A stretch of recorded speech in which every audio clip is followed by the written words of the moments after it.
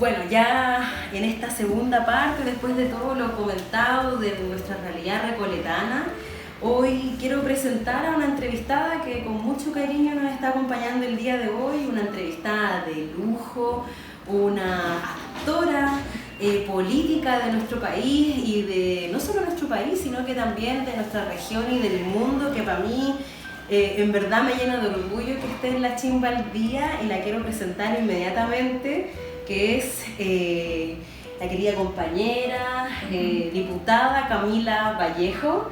Gracias, Camila, por estar aquí. Buenas tardes, el día más frío del año hasta el minuto. Sí. Así que muchas gracias, esperamos que esta pequeña entrevista sea bien calurosa, bien conversada. Diputada comunista, feminista, ex dirigente estudiantil en uno de los momentos más relevantes del aljibe, del movimiento estudiantil de los últimos años, actual presidenta de la Comisión de Mujeres y Equidad de Género de la Cámara de Diputados, que fue una lucha tremenda que encabezó la diputada Camila Vallejo junto también con otras parlamentarias, Carol Cariola también, entre otras parlamentarias también de oposición, obvio. Así que ella es nuestra gran entrevistada, Camila. Vamos a partir al tiro, al hueso, con las preguntas. Mira, vivimos tiempos erráticos, tiempos difíciles. En ningún caso, como era el lema, hasta se me olvidó ya el lema de Piñera, tiempos ya, todo lo contrario, tiempos mejores. Hay una agenda antidemocrática real que ha avanzado en todo plano, sobre todo en educación, ¿no? Y bueno, a propósito de eso, en términos generales, ¿cómo evalúas tú el desempeño del gobierno de Piñera a 15 meses de su instalación? ¿Qué te pareció el cambio de gabinete? ¿Cómo ves, en primer lugar, cómo ves el escenario general de nuestro país?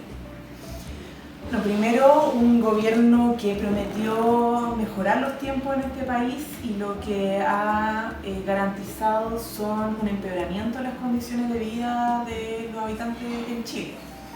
Y eso está demostrado, ¿cierto? Está ya de alguna manera evidenciado con una pésima política en materia económica. Realmente no ha habido el crecimiento económico que se ha prometido, el desempleo sigue altísimo, perjudicando particularmente y en mayor medida a las mujeres, ya que es un segmento laboral que está más precarizado que el hombre, por lo tanto ha afectado obviamente este bajo crecimiento económico principalmente a las mujeres, con precariedad laboral pero también con altos niveles de desempleo.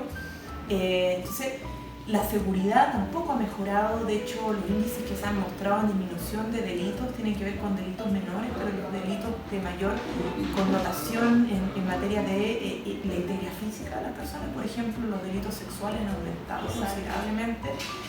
En fin, o sea, seguridad no se ha abordado de manera seria y responsable, y tampoco el crecimiento económico, porque al final, el gobierno que venga, si no aplica un cambio en el modelo económico, no vamos a tener un mayor desarrollo. Está estancado este modelo y esta forma de economía que se basa simplemente en la explotación de materia prima, sin valor agregado, un modelo muy rentista. Entonces, tenemos una situación crítica, los tiempos mejores efectivamente no han llegado. Pero además nos mintieron en otros aspectos, porque se dijo que ellos iban a cumplir con la ley en el sentido de que todas las reformas que nosotros con muchas dificultades empujamos en materia educacional, en materia tributaria, en materia del sistema político, en fin, en materia laboral, por ejemplo, se iban a implementar. Hoy día lo que está haciendo el gobierno es que en vez de implementarlo adecuadamente, lo está boicoteando. Y por otro lado está presentando proyectos y reformas que apuntan directamente a desmantelar aquellas leyes que nosotros avanzamos en el periodo anterior con Michelle Bachelet. Entonces, ejemplos de eso tenemos varios. En educación, aula segura, que no ha traído menos violencia, sino que ha incrementado la situación de violencia y de crispación en los establecimientos educacionales en lo emblemático, que supuestamente este gobierno quiere defender y fortalecer. El aula segura busca justamente apuntar no a medidas pedagógicas y correctivas del problema de la violencia, sino que a medidas de segregación y de traspasar el problema de un colegio a otro, y además agudizar el mismo problema en el colegio donde se presentaban situaciones de violencia. Entonces no tiene nada que ver con inclusión, no tiene nada que ver con realmente hacer pedagogía en torno a la convivencia, sino que agudizar la atención. Y por otro lado, admisión justa, que por el momento se ha ido rechazando en el Congreso, pero se va a insistir. Admisión justa es todo lo contrario a la libertad de elección de la familia sobre el proyecto educativo que quiere para su hijo. Lo que busca instalar admisión justa es lo que teníamos antes, es decir, el colegio elige las familias que quieren en su establecimiento educacional o a los niños que ellos consideran que se lo merecen y dejando afuera a los que consideran que no se lo merecen. Es decir, posibilidad del padre elegir, posibilidad del niño elegir, trata por parte de este gobierno ser completamente erradicada. Oye, hay más en concreto, ya que abordaste algunas de las preguntas que habían más adelante, pero me parece súper interesante.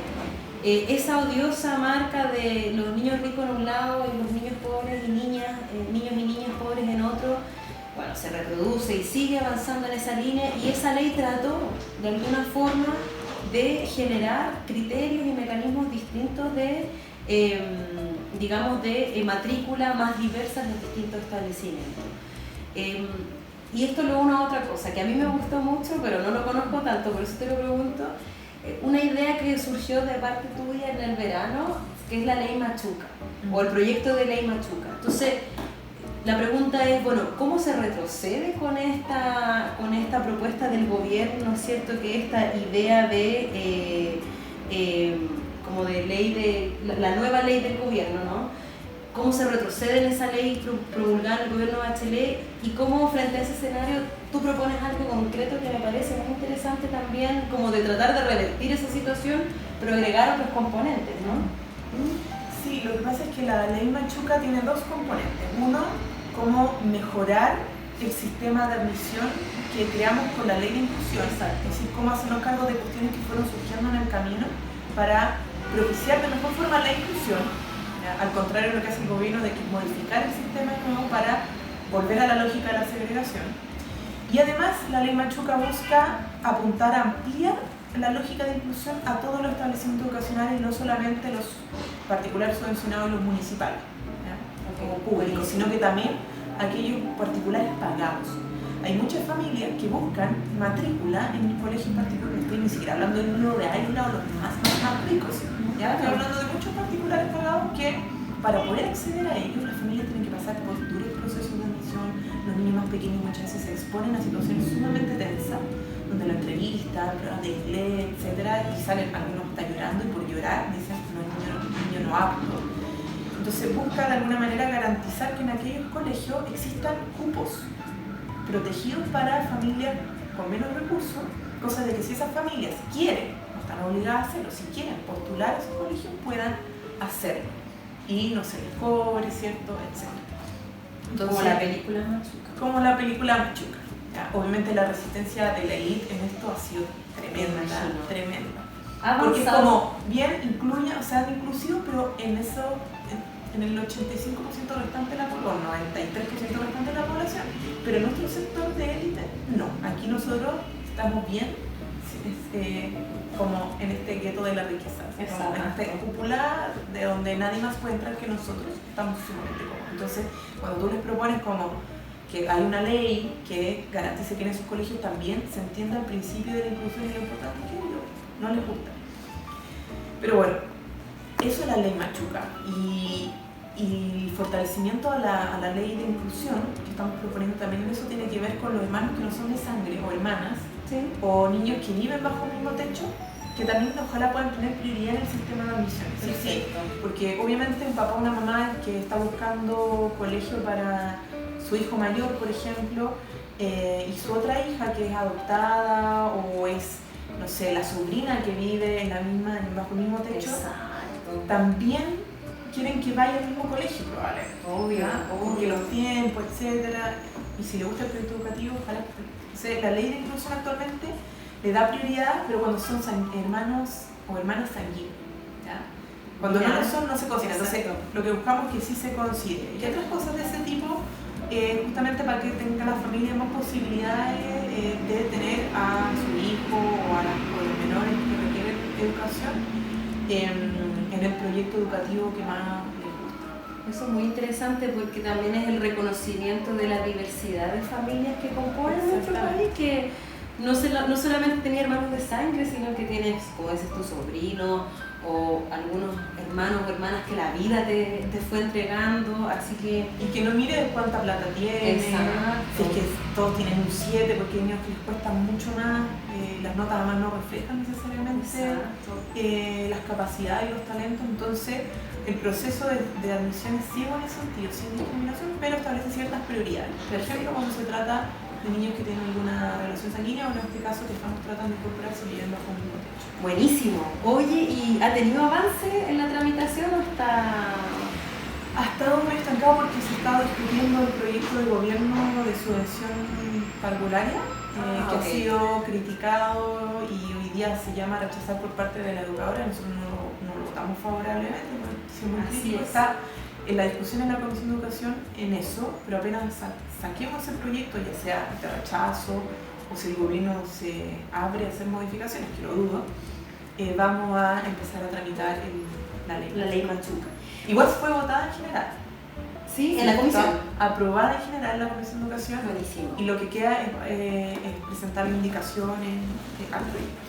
Oye, bueno, yo entiendo a la ley o el proyecto de ley Machuca como una respuesta a la admisión justa, ¿no? ¿Cómo ves tú la situación de aula segura? Que bueno, aula segura de alguna forma se aprobó en tiempo récord. Yo revisaba cuando estaba planeando esto que fue como en 3-4 meses, entre que se presenta, se discute, se aprueba, se promulga. Además a eso se suma el componente que es preocupante, que tiene aceptación efectivamente en la población esta ley. O sea, tú le preguntas a una persona, a lo mejor informada o probablemente desinformada, y te dice, sí, queremos más orden en los colegios. El otro día veía una nota que decía que aumentaron estos colegios como regimientos. O sea, hay una realidad social y cultural que es bien preocupante. ¿Hay alguna respuesta dentro de los parlamentarios de oposición o de ti misma de, bueno, cómo generamos una contraparte o cómo podemos tratar de presentar una alternativa a aula segura, que a lo mejor en este gobierno va a ser complejo, pero sentar algunas bases de contrarrespuesta a esta ley? No sé si lo han visto. Bueno, lo primero es la evidencia. Nosotros advertimos que este proyecto de aula segura, por más llamativo que fuera y populista, porque era muy populista, no iba a tener los resultados que pretendía tener, ¿ya? Que era disminuir la violencia. De hecho, ha pasado todo lo contrario. Todo lo contrario. ¿Te acuerdas que el contexto donde se tramitó aula segura fueron los overoles blancos, las molotov, el enfrentamiento con carabineros por parte de estudiantes del liceo emblemático, y la aula segura iba a ser una respuesta a eso, ¿ya? Y supuestamente iba a disminuir la violencia, y lo que vemos nuevamente lo mismo, ¿ya? Implementada la ley, aplicada la ley, la reacción ha sido incluso peor. Exacto. Porque la violencia de Estado, la lógica represiva, tiene como respuesta inevitablemente más violencia. Entonces, eso es lo que ha estado pasando, y mucha gente cree que, claro, la solución a la falta de orden o a la violencia es más autoritarismo, regimiento, como orden impuesto del Estado, cuando el problema justamente de nuestro modelo educativo, que ha llevado a estos niveles de violencia, es que es un modelo muy autoritario, muy verticalista. Así es. O sea, ves cómo se dan las clases, la lógica de funcionamiento desde la dirección hacia abajo, esto como fila, orden, escuchar solamente a una persona que está frente a la pizarra y obedecer, es como una lógica como castrense. Exacto, claro, lo de los que no ha sido modificada. ¿Y cuál es la respuesta a esta lógica después de años? Mira los liceos emblemáticos, donde se concentra la mayor cantidad de hechos de violencia, de depresión de los cabros, de estrés por la competencia. Es una respuesta violenta. Entonces, como que quieren solucionar el problema con lo que origina el problema. Si tú ves otros modelos educativos que son mucho más horizontales, más integrales, más colaborativos, no se las conforman. En los proyectos educativos de ese tipo no se las conforman. Entonces, a mí me preocupa que tratemos de solucionar un problema con la misma receta que ha llevado al problema. Claro. Entonces estamos en un círculo vicioso y pareciera ser que algunos no ven o no quieren ver que las propuestas que están dando solo van a generar mayor conflictividad social, van a generar mayores tempestades. O sea, es lo que está pasando, ¿ya? Y esto va a ser insostenible si no cambiamos la mirada y ponemos en el centro lo que es educar. Algunos han dicho, bueno, educar es amar es educar. Pedro Aguirre Cerda decía que gobernar es educar y no se educa, ¿ya?, con lacrimógena a palo o militarizando. Con carabineros en el aula. O sea, no, obviamente eso no va a pasar. Eso fue muy fuerte. Porque ¿a quiénes tiran las bombas molotov los estudiantes? Claro. Saquen a carabineros de ahí. No, saquen esta lógica de confrontación. Y entiendo que y abran espacios de diálogo y de conversación, porque además cuando los estudiantes se le hacen parte, se les involucra en el proceso de toma de decisión, ellos empiezan a entender que todo lo que opinan y proponen tiene efecto. Por lo tanto, lo involucra en la responsabilidad de la toma de decisiones. Si se lo saca, siempre va a haber un culpable de las decisiones a quien confrontar. Exacto. Entonces, eso es una lógica que creo yo que hay que empezar a plantear con fuerza. Ha sido difícil para nuestra propuesta porque su respuesta siempre es más palo, más autoritarismo, más represión. Claro. Bueno, es de una provocación tan alta que uno pasa por fuera del Instituto Nacional y siempre veis Paco, veis la micro de carabineros.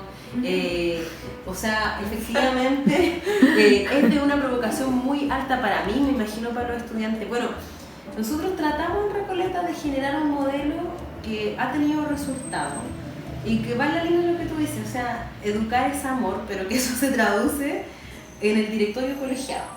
En todos los establecimientos educacionales, ya sea de media o básica, e inclusive en la básica funciona también de una forma súper especial y de empoderamiento temprano, por decirlo de alguna forma, es el directorio colegiado en donde estudiantes, profesores y todos los estamentos de trabajadores en el establecimiento, apoderados y también organizaciones sociales por las escuelas abiertas, tienen voz y voto en la toma de decisiones.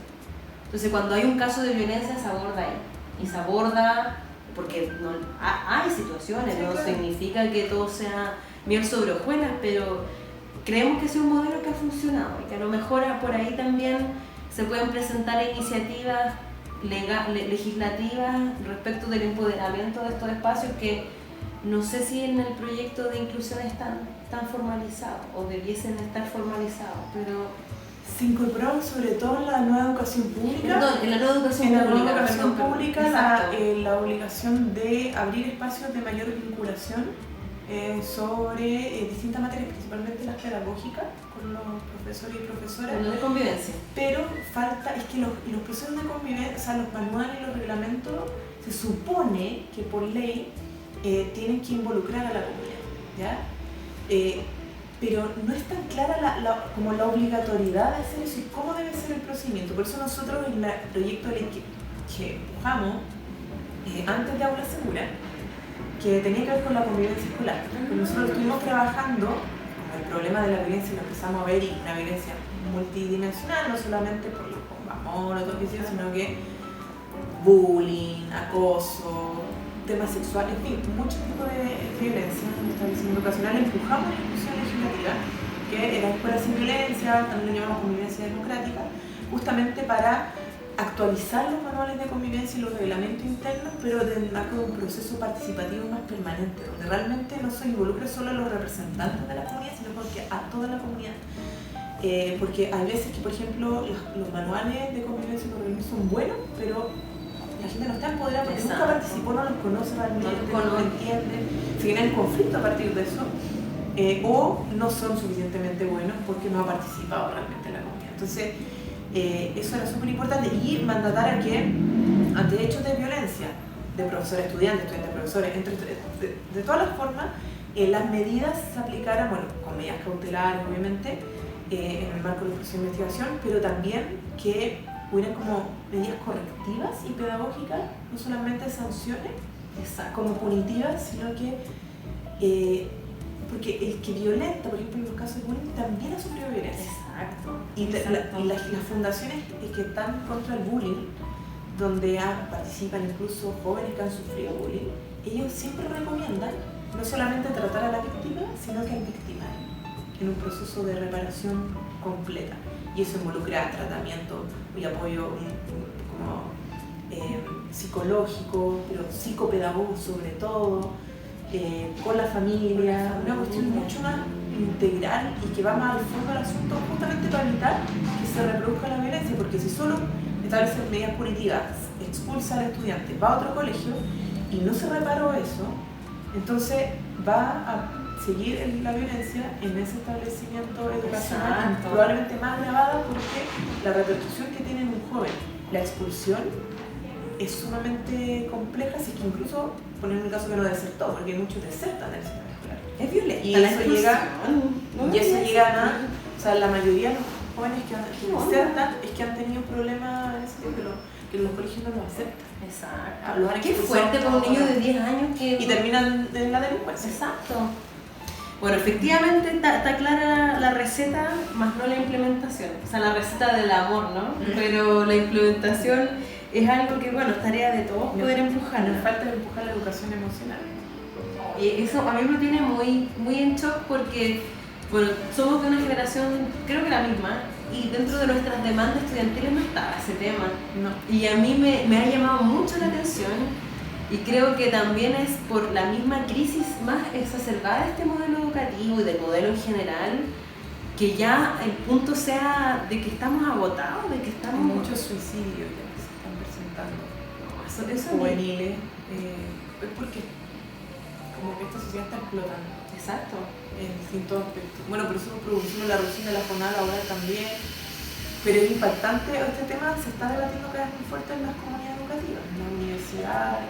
Bueno, el sistema más competitivo, donde como que hay poco espacio para la humanización de la relación. Así es. Y mucha depresión, entonces efectivamente se requiere como educación emocional, comprender por qué tú estás enojado, por qué tienes rabia, por qué estás triste, como el autoconocimiento, saber enfrentarte a eso, saber esas son herramientas que actualmente el sistema educativo no entrega. En algunos colegios se hace, pero sería bueno tener una política pública en eso, porque además el gasto en salud, bueno, no hay realmente salud mental garantizada, pero cómo prevenir problemas de salud mental en el marco del sistema educacional también es sumamente importante.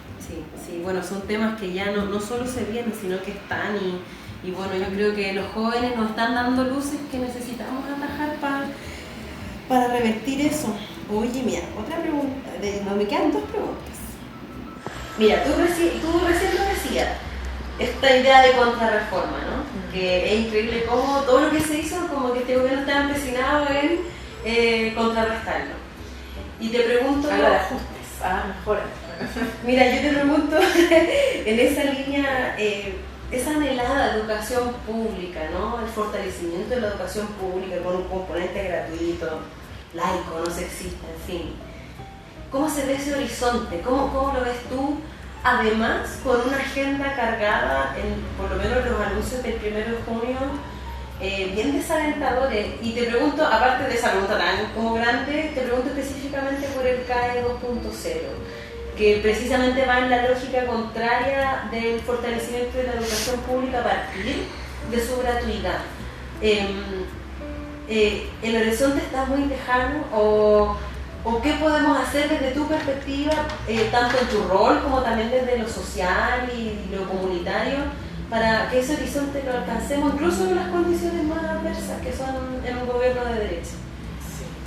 Lo primero, rápidamente mencionar todas las contrarreformas. Contrarreforma en educación, la ley de admisión justa y aula segura, en materia laboral, la reforma laboral que busca revertir lo poco que se logró avanzar en materia de fortalecimiento de los sindicatos en la periodo anterior, la reforma del sistema político con el cambio del sistema binominal, hoy día con esto de la reducción del Congreso, pero trae aparejada retroceder en la proporcionalidad que habíamos avanzado para incorporar más fuerzas políticas al Congreso. La reforma tributaria es una contrarreforma, básicamente. Beneficia a los ricos. Tenemos puras contrarreformas a las principales medidas que se aplicaron en el día anterior. Ahora en la educación, además de lo que mencioné, está claro la propuesta de eliminar el CAE, pero con un sistema crediticio, si bien sin banca privada, con el Estado pero que no soluciona el problema de fondo. Yo creo que tampoco era la mejor propuesta del periodo anterior. No creo que la propuesta que se envió al Congreso de eliminación del CAE no era la que yo deseaba. Sin embargo, lo que está planteando el Ejecutivo actualmente es básicamente cómo frenar el proceso de gratuidad y consolidar un sistema de crédito estatal en vez de asegurar las condiciones para que la gratuidad siga avanzando y ojalá más rápido. Porque nosotros avanzamos y tenemos como 300.000 jóvenes estudiando gratis, bacán, súper bien. Hay gente que jamás pensó estudiar, la educación superior lo está haciendo, en fin. Pero nos queda todavía una parte importante y está lento ese proceso porque no se están generando las condiciones ni económicas para avanzar, porque no las está garantizando, pero además porque está esta lógica como de no facilitar las condiciones a las instituciones para incorporarse a la gratuidad. Entonces, ¿cuál es la alternativa que se está proponiendo? Este nuevo sistema crediticio de financiamiento individual. Y eso obviamente es peligroso. Tenemos una situación, bueno, no sé si está tiempo, pero crítica de muchas universidades que están cerrando, probablemente sigan cerrando, y el gobierno no ha propuesto una modificación a la ley de administrador provisional para evitarlo. Y el diagnóstico está hecho de cómo mejorarlo, lo he insistido, pero no lo quieren proponer, no lo han propuesto, está ahí. Entonces es bien compleja la situación que estamos viviendo en materia educacional con este gobierno. Todo lo que implica avanzar más rápido en gratuidad requiere iniciativa del gobierno. Entonces, si con este gobierno no lo podemos tener, hay que tener un cambio de gobierno. Así es simple. Nosotros no lo podemos proponer, más que presión social, presión parlamentaria, pero no podemos proponer nada que involucre recursos del Estado. Ya saben, eso es por la constitución hermosa que tenemos. Así que tanto poder de los parlamentarios a veces se diluye, ¿no? Pero bueno, se entiende que es inconstitucional, claro. Si lo hiciéramos inconstitucional. Bueno, ahí harta pega para nosotros, para todos los ciudadanos de a pie que también valoramos la gratuidad como algo de los hitos más importantes del último gobierno, y no del gobierno, sino que fue la ganada de la lucha nomás. Porque claro, lo encabezó la presidenta Bachelet y eso es un tremendo triunfo, pero aquí hay un retroceso. Todos los derechos se conquistan con lucha social. Así que si no hay lucha social y solo trabajo parlamentario, se requiere ambas fuerzas. Así es. Oye Camila, bueno, ya para ir cerrando esta entrevista, y no sé si tenemos tanto tiempo, no sé qué nos dicen desde los controles, pero te parto diciendo un agradecimiento, ¿no? Yo creo que el proyecto 40 horas de la jornada laboral semanal, te lo digo como agradecimiento porque creo que fue tan valioso ponerlo en la mesa. Yo creo que desde que se puso hasta ahora el agua de la piscina ha crecido, ¿no? Y lo valoro tanto primero porque la gente lo valora, y hay una valoración generalizada, pero también porque apunta a lo que los comunistas y las comunistas levantamos con tanta fuerza, que es el retroceso del capital por la vía de la recuperación real de lo que nos corresponde, ¿no? Aquí hay temas más profundos que tienen que ver con el valor del trabajo, pero en concreto yo creo que se traduce en dignidad para los trabajadores y las trabajadoras. ¿Cómo ves tú el balance desde que presentaste este proyecto, las adhesiones que ha tenido? Y te cuento que el viernes, no sé si va a estar, pero en nuestro territorio se va a levantar la coordinadora 40 horas, que lo encabeza la diputada Carol Carriona, esa iniciativa en el territorio nuestro de la zona norte, pero siento que ha aprendido caleta y te lo agradezco porque siento que fue una iniciativa que tomó cuerpo también colectivo, contigo y otros actores encabezando, y que, insisto, es como devolverle dignidad a la vida. Y no sé cómo ves tú todo este proceso. Sí, ha sido un proceso largo. Hace 2 años lo presentamos y ha ido solo creciendo. Está la coordinadora nacional, hemos llamado todos a armar coordinadoras regionales, comunales, así que me gusta mucho que se estén sumando mucho a esta iniciativa. Una bancada transversal ya tenemos, de parlamentarios, la más grande de la historia. ¿En serio? Sí, no había ninguna bancada tan grande. De ningún tema antes. Porque ha sido, esta bancada ya como que involucra a toda la oposición. Excelente. Nosotros esperamos que ya parlamentario y derecha puedan sumarse sin retos por parte del gobierno. Pero sí tiene que ver con dignidad, tiene que ver con felicidad. Tiene que ver cómo garantizar un tiempo para vivir. ¿Ya? Porque la vida hoy día no puede ser solo el trabajo, un trabajo que está en la imagen de la... Yo creo que excedió el margen de la sobreexplotación. Tenemos jornadas muy largas, somos de los países con las jornadas más largas del resto del mundo y además trabajamos muchas horas al año. Y no necesariamente somos más productivos por eso. La productividad tiene que ver con hacer lo mejor y más en poco tiempo. Si la tecnología ha avanzado, si tenemos más herramientas, tenemos internet, ¿por qué no estamos utilizando eso para el desarrollo de humanos de todas y todos? ¿Por qué la tecnología o el crecimiento económico solo ha permitido bienestar para algunos y para todos, cuando quienes han permitido todo esto son los trabajadores? Entonces, cuando hablamos, por ejemplo, de méritos, ¿quién más que las y los trabajadores quienes se merecen jornadas más cortas para tener más tiempo en familia, tiempo en comunidad, tiempo para la cultura, para leer su libro, para descansar, para no hacer nada? La sobreexigencia, y esto tiene que ver con salud mental, que están teniendo la los trabajadores es tremenda. Se le exige que los hijos no caigan en la droga, en la delincuencia, pero no hay tiempo para ese modelo de situación, no hay tiempo. Entonces, discutir sobre el tiempo a mí me parece trascendente, porque tiene que ver con el modelo de sociedad que queremos construir. Un modelo de sociedad donde, en el fondo, vivamos para trabajar, un modelo de sociedad donde el trabajo sea para vivir, para desarrollarnos de manera integral. Tiene que ver con felicidad, tiene que ver con la emancipación del ser humano, con las libertades que necesitamos. Entonces, obviamente cuestiona el modelo porque es un modelo que solo busca maximizar utilidades chupándole como sanguijuela a todos los trabajadores su salario, además, porque los salarios son bajos y todo lo que la riqueza que producen los trabajadores no se la están quedando ellos, sino que se está acumulando en un solo sector de la población, pero además del salario es como que te chupan no solo la riqueza que produce tu trabajo, sino que te chupan tu tiempo. Y eso yo creo que hay que empezar a frenarlo. Y además una cuestión de sentido común, no estamos hablando, hay países que tienen jornadas de 28 horas. Se está hablando de 40, si lo dividimos en 5 días son 8 horas diarias, que es como lo que se discutía hace siglos. Exacto.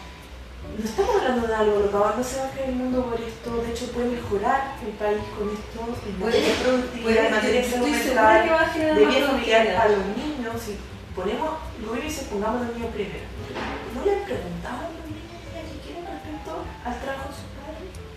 Bueno, yo creo que este proyecto va a aprender muchísimo y es bueno que la comunidad lo conozca. El otro día veía en Instagram una trabajadora de Recoleta, que en Recoleta se implementó para algunos trabajadores y trabajadoras, no para todos. Llevo una semana trabajando 40 horas y mi vida cambió. ¿En serio? Sí, me emocioné caleta. Así que de verdad siento que es algo de impacto y que hay que ponerle el hombro con más fuerza. En nuestro territorio el viernes vamos a constituir la coordinadora. Así que te felicito, compañera. Llamado a todos los municipios que adopten esta medida que inició Recoleta y pronto además queremos que sea ley de la República. Eso, vamos a ir a estar Y la empresa también. Eso, no, sí, son las primeras. Las primeras que chupan la sanguijuela. Sí, a reducir la jornada, ser más inteligentes, si eso va a funcionar mucho mejor. Más productividad. Si les gusta la economía, esto va a ayudar a la economía. Camila, gracias por acompañarnos. Espero que te hayas sentido cómoda con las preguntas en mi periodismo Mateo, pero bueno, esto va para los recoletanos y las recoletanas. Sí, saludo a todos los recoletanos y recoletanas, víctimas de la compañera Carol, que hemos estado en muchas batallas, y felicitaciones a ti también por tu trabajo. Gracias, Camila. Adiós. Chao.